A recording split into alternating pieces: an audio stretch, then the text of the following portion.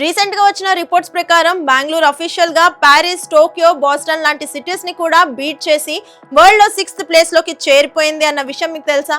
ఇంతకీ ఏ విషయంలో అని అనుకుంటున్నారా? ఇంకే విషయంలో అండి, టెక్ హబ్ల పరంగా. అవును, మీరు విన్నది నిజమే.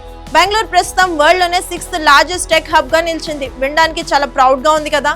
ఇప్పుడు మీరే ఆలోచించండి, ప్యారిస్ అంటే యూరోప్ లో టాప్ సిటీ, టోక్యో అంటే జపాన్ క్యాపిటల్, బోస్టన్ అంటే యూఎస్ఏలో strong tech and research hub. అలాంటి సిటీస్ ని క్రాస్ చేసి మన ఇండియాలో ఉన్న బెంగళూరు టాప్ 6 లో ఉండడం అంటే ఇది చిన్న అచీవ్మెంట్ కాదు అనే చెప్పాలి.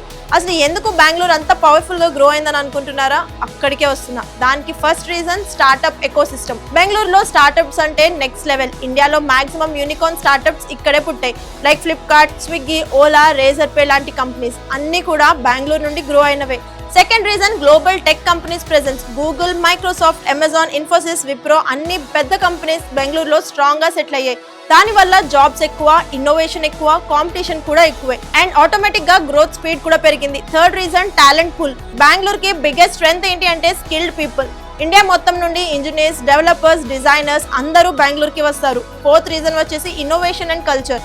ఇక్కడ ఫెయిల్యూర్ ని కూడా యాక్సెప్ట్ చేస్తారు. ఎక్స్పెరిమెంట్ చేయడానికి ఫ్రీడమ్ ఉంటుంది. అందుకే new ideas, new technologies, new companies continuous గా పుట్టుకొస్తూనే ఉంటాయి.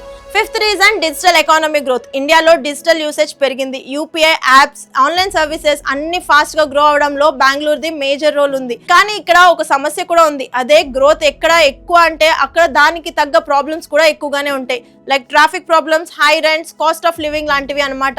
ఈ సమస్యలు కూడా బెంగళూరులో గట్టిగానే ఉన్నాయి. కానీ ఓవరాల్ గా చూస్తే బెంగళూరు ఫ్యూచర్ ఇంకా స్ట్రాంగ్ గా ఉంటుందని చెప్పుకోవాలి. ఎందుకంటే ఇక్కడ ఏఐ, స్టార్ట్అప్స్, గ్లోబల్ ఇన్వెస్ట్మెంట్స్ అన్ని ఇంకా యాక్సిలేట్ అవబోతూ ఉన్నాయి. కాబట్టి మన ఇండియా పర్స్పెక్టివ్ లో చూస్తే బెంగళూరు సక్సెస్ అనేది ఇండియా టెక్ పవర్ ని వరల్డ్ కి చూపించడం లాంటిదనే చెప్పాలి. మరి అలాంటి బెంగళూరు పైన మీ అభిప్రాయం ఏంటో కింద ఉన్న కామెంట్ సెక్షన్ లో తెలియజేయండి. Thanks for watching.